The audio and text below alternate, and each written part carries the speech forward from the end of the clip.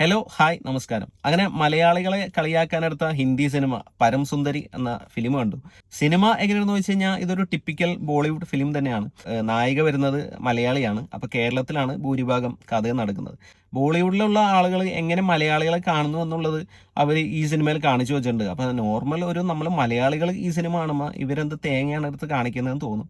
പക്ഷേ നോർത്ത് ഇന്ത്യൻസിന് കാണുമ്പോൾ ആ കൊള്ളാം, നമ്മൾ വിചാരിച്ച മലയാളികൾ തന്നെ എന്ന് തന്നെ അവർക്ക് തോന്നും. കാരണം അതുപോലെ തന്നെയാണ് മലയാളികളെ ഇവർ പ്രസന്റ് ചെയ്തിരിക്കുന്നത്.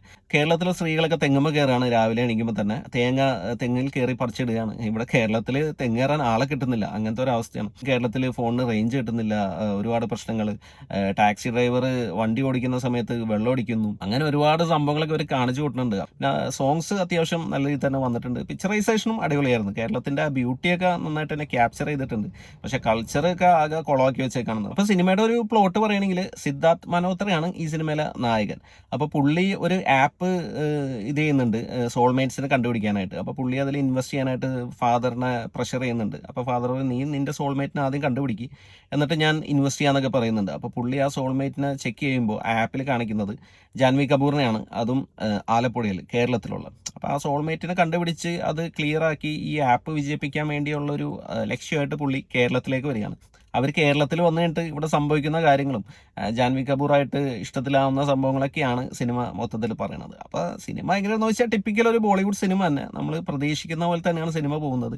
പിന്നെ കേരളത്തിനെ കാണിക്കുന്നതും പ്രസന്റ് ചെയ്യുന്നതും എല്ലാം വളരെ ശോകമാണ്. പിന്നെ ജാൻവി കപൂറിന്റെ പെർഫോമൻസ് പറയുകയാണെങ്കിൽ ഡയലോഗ് ഡെലിവറിയൊക്കെ വൻ ശോകമായിരുന്നു. മലയാളമൊക്കെ പറഞ്ഞിട്ട് നമുക്ക് മനസ്സിലാവുന്നില്ല. അപ്പോൾ ഇതിൽ പുള്ളിക്കാരത്തിയുടെ അമ്മാവൻ്റെ കഥാപാത്രമായിട്ട് രഞ്ജി പണിക്കർ വരുന്നുണ്ട്. അപ്പോൾ രഞ്ജി പണിക്കർ ഉള്ള സീനിലൊക്കെ ജാൻവി കപൂർ ഏത് ഡയലോഗ് പറഞ്ഞാലും രഞ്ജി പണിക്കർ അത് റിപ്പീറ്റ് ചെയ്യും, നമുക്ക് മനസ്സിലാവാൻ വേണ്ടിയിട്ട്. അപ്പോൾ നമ്മളൊരു മലയാളി എന്ന രീതിയിൽ ഈ സിനിമ കണ്ടു കഴിഞ്ഞാൽ വൻ ബോറായിരിക്കും, നമുക്ക് വൻ ഷോക്കായിട്ടാണ് തോന്നുക, കോമഡി ആയിട്ടാണ് തോന്നുന്നത് ഇവരെന്തായി കാണിച്ചു വിട്ടണമെന്നുള്ളത്. അപ്പോൾ ഒരു നോർത്ത് ഇന്ത്യൻസ് ഒക്കെ കാണുമ്പോൾ അവർക്ക് ഇഷ്ടമാവും. മലയാളി എന്ന് പറഞ്ഞാൽ ഇതാണ്, കേരളം എന്ന് പറഞ്ഞാൽ ഇതാണെന്നാണ് അവർ മനസ്സിൽ വിചാരിച്ചു വെച്ചിരിക്കുന്നത്. അപ്പോൾ അതുപോലെ തന്നെ അവർ പ്രസന്റ് ചെയ്ത് വെച്ചിട്ടുണ്ട്. അപ്പോൾ രഞ്ജി പണിക്കർ ഇന്റർവ്യൂവിൽ പറഞ്ഞ പോലെ ഇത് അവർക്ക് കാണാൻ വേണ്ടിയിട്ട് എടുത്ത ഒരു സിനിമയാണ്. അപ്പോൾ മൊത്തത്തിൽ പറയുകയാണെങ്കിൽ ജസ്റ്റ് വെറുതെ ഒന്ന് കണ്ടിരിക്കാവുന്ന ഒരു ഫിലിമായിട്ടാണ് പരമസുന്ദരി എനിക്ക് അനുഭവപ്പെട്ടത്. നിങ്ങൾ ഈ സിനിമ കണ്ടിട്ടുണ്ടെങ്കിൽ നിങ്ങളുടെ അഭിപ്രായം കമന്റ് ചെയ്യുക, വീഡിയോ ഇഷ്ടപ്പെട്ടൊന്ന് ലൈക്ക് ചെയ്യുക, ചാനൽ ഒന്ന് സബ്സ്ക്രൈബ് ചെയ്താൽ സന്തോഷം. അപ്പോൾ പുതിയൊരു വീഡിയോ നമുക്ക് വീണ്ടും കാണാം. Thanks for watching. ബൈ.